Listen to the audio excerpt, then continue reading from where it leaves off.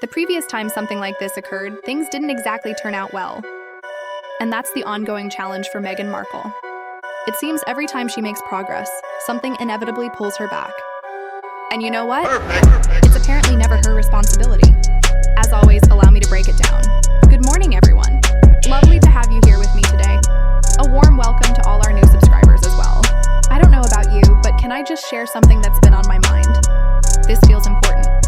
If you're anything like me and sometimes crave a simple break with a crisp biscuit and a cup of tea, well, here's some news. 2 major brands here in the UK have now been told they can no longer, and honestly, I think I'm glad about this, legitimately label their products as chocolate bars. I'm talking, of course, about Club biscuits and penguin bars.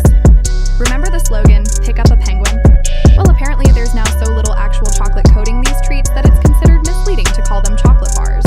Instead of being wrapped in chocolate, they're now officially wrapped in biscuit. Doesn't this just highlight how deceptive the retail and food industries have become?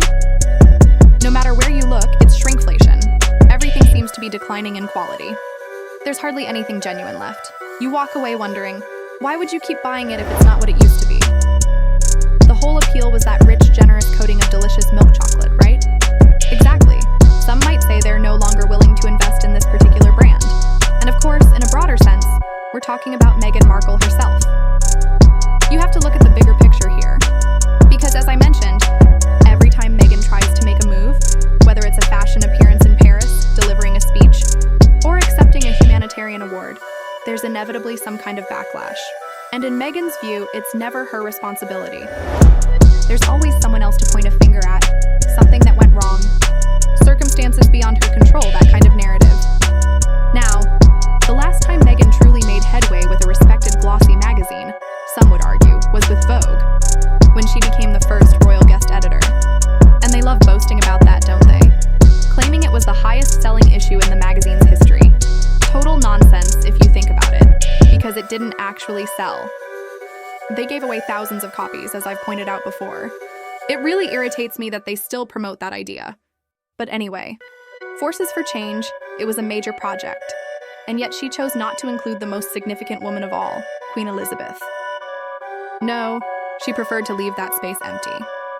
Meanwhile, during her trip to Paris, this happened. Here's a quick snapshot of her sitting down with the new editor of US Vogue, Khloe Mey. I believe that's how you say her name, May or Molly. She seems like a stylish, fashion-forward person. But it's clear Khloe has already shown where her loyalties lie. She's been getting quite close to British star and fashion entrepreneur Victoria Beckham. As we know, Meghan Markle isn't exactly thrilled about anything related to Victoria Beckham. So naturally, that little chat was captured and suddenly it became public. According to a reliable source, Vogue was not pleased, because this was supposed to be a private one-on-one conversation, not recorded or publicized. You understand what's happening.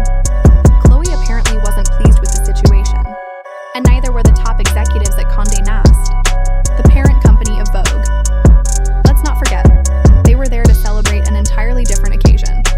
Now, here's where it gets interesting, because this follows a familiar pattern for Meghan. She reportedly took out the white glove to avoid smudging the paper, picked up a pen, and wrote a letter, a plea really, to Vogue once again, or so it's claimed. The truth is, she simply doesn't want to lose them. She insists she doesn't know how the photo became public, that she wasn't the one who shared it, and so on. But let's be honest, if you're the editor of Vogue, you could launch a full investigation. Who took the picture? Who leaked it to the paparazzi? Who gave it to the press? Yet time and again, when something like this happens, Meghan Markle is never at fault. You see how this works? The reality is, Meghan desperately needs a platform like Vogue to keep her brand alive and relevant.